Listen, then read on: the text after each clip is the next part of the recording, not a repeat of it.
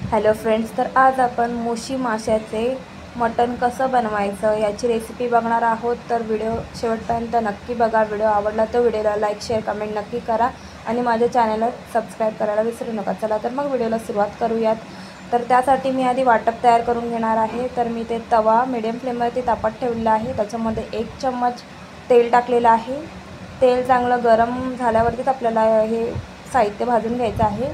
तर इथे तेल गरम झालेलं आहे। तर इथे मी अर्धी वाटी ओलं खोबरं घेतलेलं आहे, तुम्ही सुकं घेतलं तरी चालेल। 1 कांदा आणि थोडीशी लसूण घेतलेली आहे। ही आपल्याला खरपूस भाजून घ्यायचं आहे सर्व साहित्य।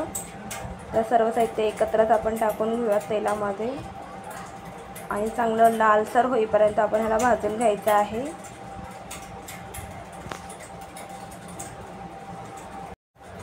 तर इथे आपलं सगळं साहित्य भाजून झालेलं आहे। हे आपण थंड होण्यासाठी ठेवून देऊयात बाजूला।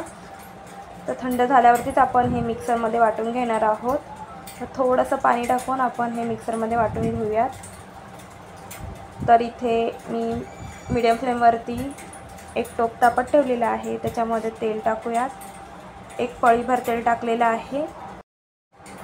तेल चांगलं तापल्यावरती त्याच्यामध्ये तमालपत्र टाकून घेऊयात। तर तमालपत्र चांगली तडतडले आहेत, फ्राय झालेले आहेत। आता आपण त्याच्यामध्ये 1 चम्मच हे तयार केलेलं वाटप टाकूयात। तुम्हाला जेवढी घट्ट ग्रेव्ही बनवायची असेल तेवढं तुम्ही वाटप टाकू शकता। तर इथे मी 1 चम्मच वाटप टाकलेलं आहे। चांगलं भाजून घ्यायचं आहे तेलामध्ये। तर इथे वाटप चांगलं भाजून घेतलेलं आहे। तर आपण पाव चमचा हळद टाकूयात। त्यानंतर 2 मोठे चमचे तिखट, तुम्ही तिखटाचं प्रमाण तुमच्यानुसार करू शकता। त्यानंतर अर्धा चम्मच गरम मसाला टाकून घ्यायचा आहे आणि हे सर्व मसाले आपण या वाटपासोबतच चांगले फ्राय करून देणार आहोत। हे मिक्स करून घ्यायचे आहेत। तर इथे मसाले फ्राय करून झालेले आहेत। आता आपण त्याच्यामध्ये पाणी ओतणार आहोत। तर मी मिक्सरच्याच भांड्यामध्ये साधारण 1 ग्लासभर पाणी घेतलेलं आहे। ते पाणी मी ओतलेलं आहे। आता हे पाणी टाकून झाल्यानंतर त्याच्यामध्ये मुशीचे तुकडे टाकायचे आहेत। तर इथे मी 2 मुशा स्वच्छ धुवून घेतलेल्या आहेत। अशा प्रकारे छोट्या आकाराचे तुकडे करून घेतलेले आहेत, ते टाकून घेऊयात। तर आता याच्यामध्ये आपण चवीनुसार मीठ टाकून घेऊया। तर इथे मी अर्धा चम्मच मीठ टाकलेलं आहे।